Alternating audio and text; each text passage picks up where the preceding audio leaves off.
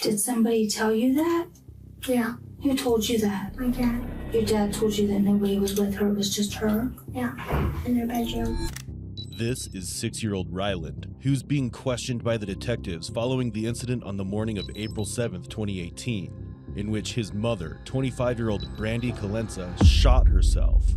However, in a startling twist, Ryland reveals a vital clue pointing the detectives toward the real mastermind. We did ask him. And you know what he told us?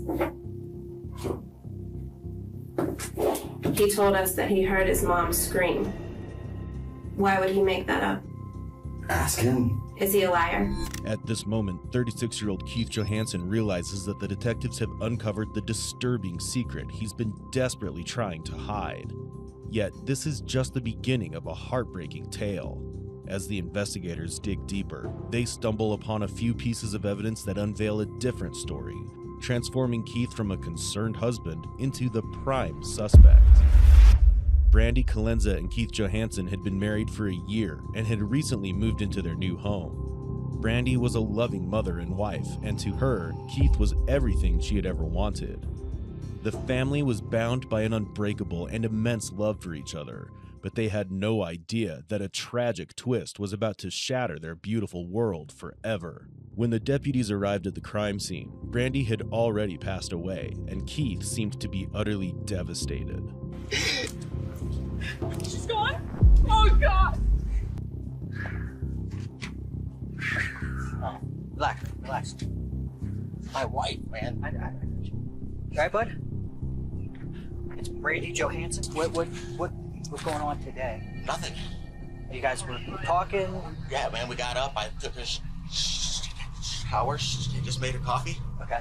What time did you guys wake up? Shower. I heard boom, boom, boom. I got out. And she was laying on the floor with guns right next to her. And I was like, no. Okay. So I called you guys immediately. What time did you guys Hey, wake can you up? come to my house now? You guys arguing or anything? Nothing like that. Okay. So you got in the shower. How long were you in the shower, would you say? Maybe 5 minutes. 5 minutes. And I heard 5 boom, minutes. boom, but I thought it was a balloon. How many shots did you hear? 2. You heard 2? And I thought it was a balloon at first. Then I heard this secondary shot.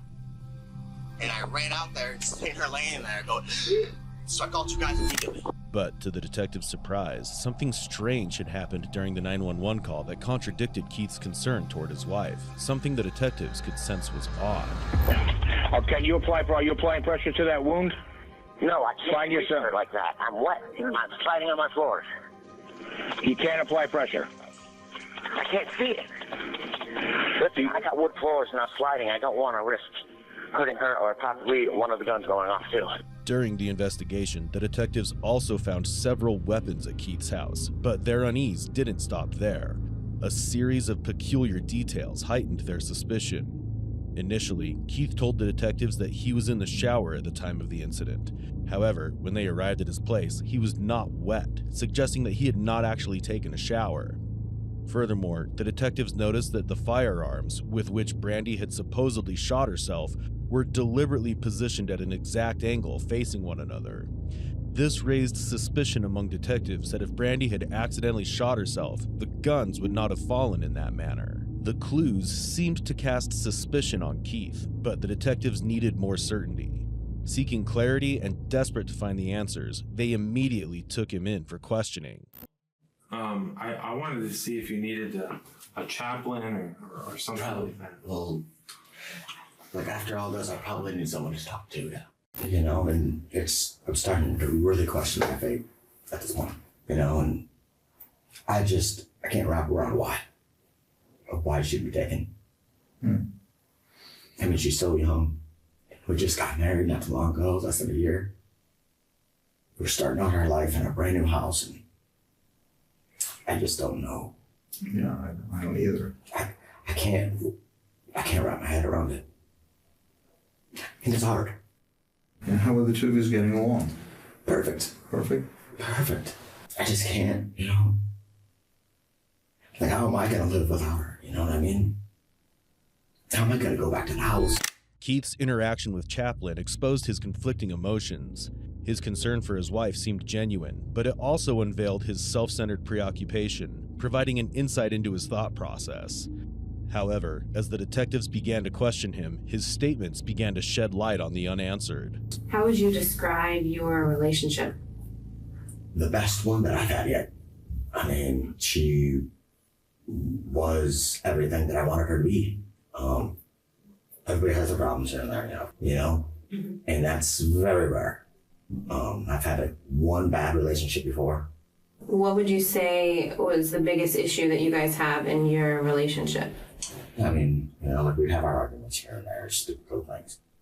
But never nothing violent, never nothing too crazy, So I would say our relationship was, okay, with the exception of a little bit of bickering here and there.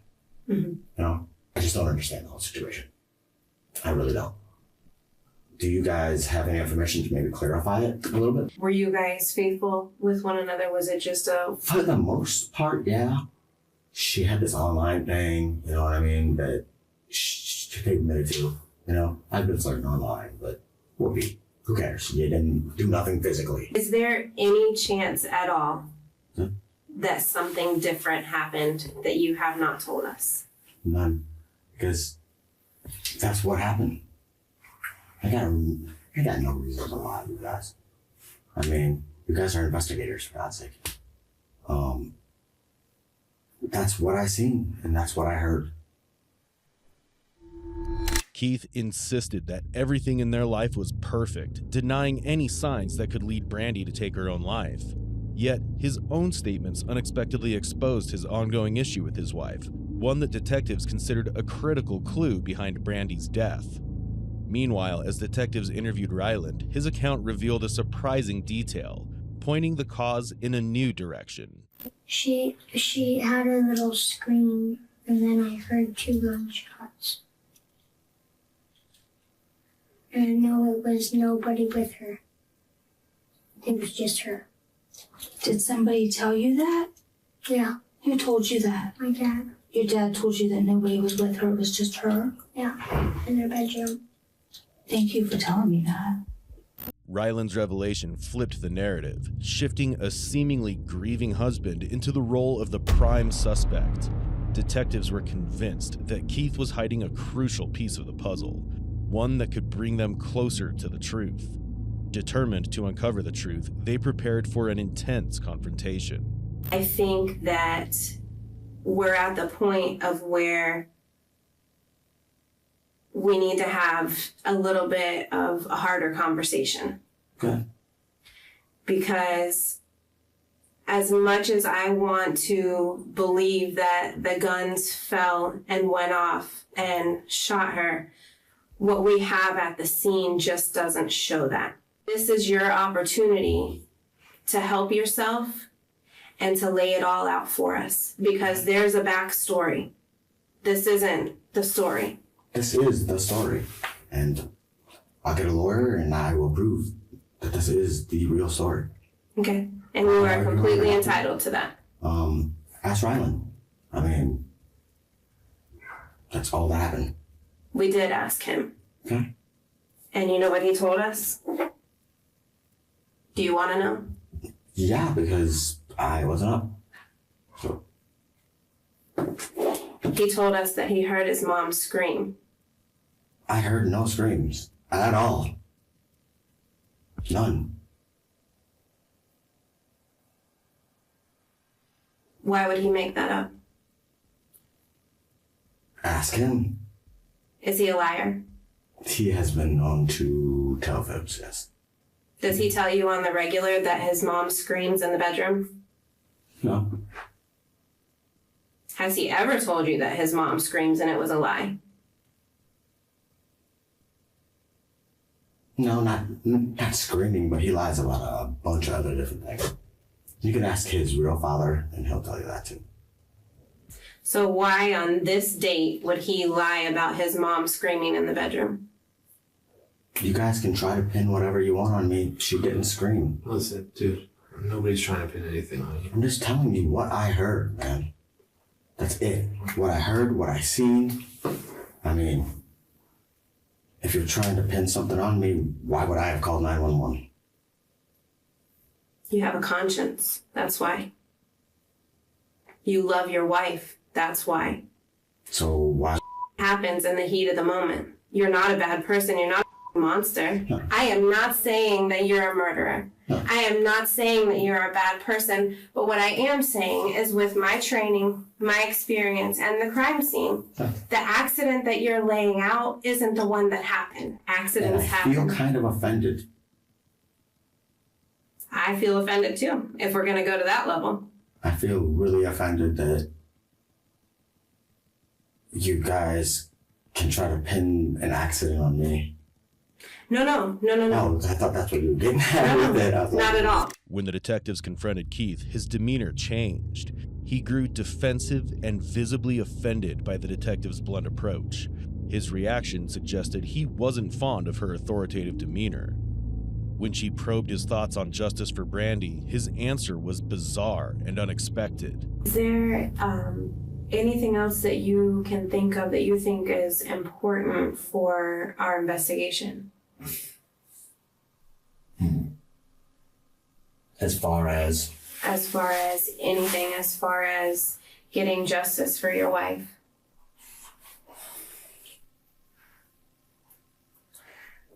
better gun control schools. Better gun control schools, readily available. What in the world does that have to do with this? Listen to me, dude. I know this is a tough day for you. Hopefully this is the worst day of your life, and tomorrow starts something new. I hope so too. Okay? We gotta get through this day. You staying here, talking to us, everything's, which is fantastic to show the family. I mean, I take it like she's trying to pin it on me, and that's, yeah, and I'm very offended. Okay. She's not accepting what I saw and what I heard, and you know, Okay. and that makes me feel like I'm getting the injustice now. As Keith realizes that the detective's sharp questioning is closing in on him, he becomes more defensive and yet pretends to remain calm and cooperative. The detective questioned Keith about whether there were cameras installed at his home, viewing it as an opportunity to gain insight and hoping for a breakthrough. Instead, Keith mistakenly revealed something that would later transform the trajectory of the case. Are any security cameras installed in your bedroom? Not in the bedroom, no. Not in the bedroom. And the rest of them don't work. They're offline because the batteries are off.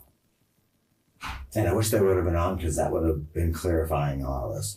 Well, to be honest with you, I mean, if something like that, if we would have had that on the video, I cannot even tell you the crazy that I have seen on surveillance cameras. Sure. Have to make sure there's nothing like footage on the camera of, and again, forgive me for saying this, but footage of you shooting her or something like that on video. At this point, until they're done with that scene, you just can't be free to leave. I can't let you leave until that time. Right. Okay. Can I have my parents come here to talk to them? When Keith requested to see his parents, it presented a great opportunity for the detectives, as it could help them gain insights during their conversation with him. His statements could either contradict what he previously stated or potentially lead the suspect to confess. However, his uneasy and impulsive behavior revealed what he was trying to hide. The lawyer? I know. I didn't say you did. But you gotta be prepared for them to try to do that. When there's the main thing, I think, is because it was 2 shots fired.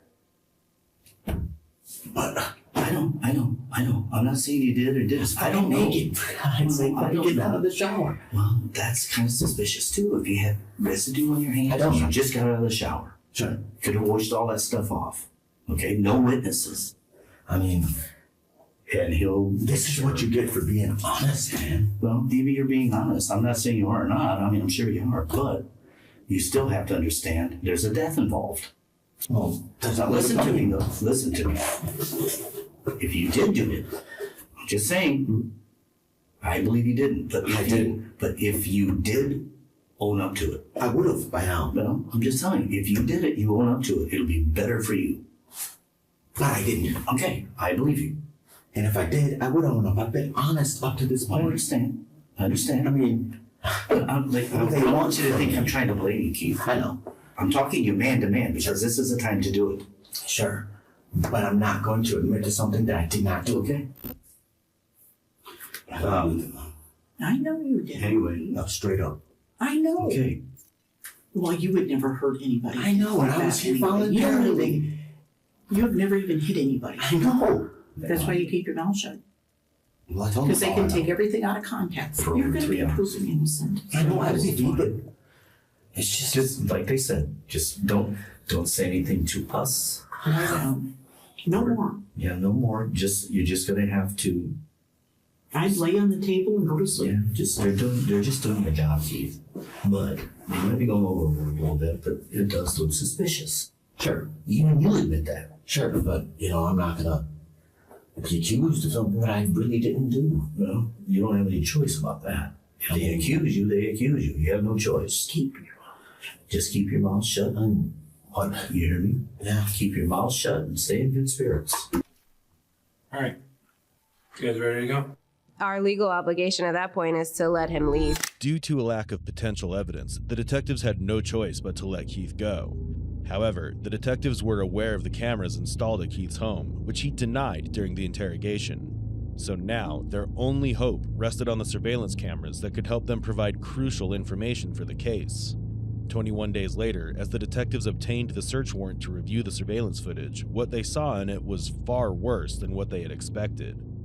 The footage exposed Keith's darkest nature, revealing a side of him so monstrous that no one could have ever imagined. Put fish hooks in that, because it's not worth nothing now. Not in my eyes. My eyes, man, you cheated, dude. Multiple times. And only a stupid, cheating scumbag son of a make that same mistake. You the wrong person, dude. That's what made you become a lying, cheating. I will never trust you again. Ever. So you might as well get out of my life. Do yourself a favor. I want to just hurt you and leave. God knows you deserve it. I was done. Doing like this, you should have stayed the away from me, man. I don't know who the you think I am. I thought I was. Dude, you up, man. Like bad. It's only a matter of time. You don't care about me. I do care. In what way? Yeah, you like me as a No. father figure, but you don't give a about me. Yes, I do. Rather kill you than go back to jail. Maybe make you take some sleeping pills and I'll cut off your quick. I'll go to jail for that. Jack P. use it. You know what? I'm gonna leave it here to haunt you. Maybe one day you will. You wouldn't give a I didn't. You drove me to think about it, man. My life, my wooden years. The footage revealed the domestic, physical, and verbal abuse Brandy had endured before her life ended unexpectedly. The revelations Keith shared with the detectives were significant transgressions and not as minor as he tried to present them. However, this wasn't the only thing that shook the detectives to the core, but another shocking footage came into the spotlight. Keith adamantly claimed that he was with Brandy during her last moments, but the footage revealed a darker story.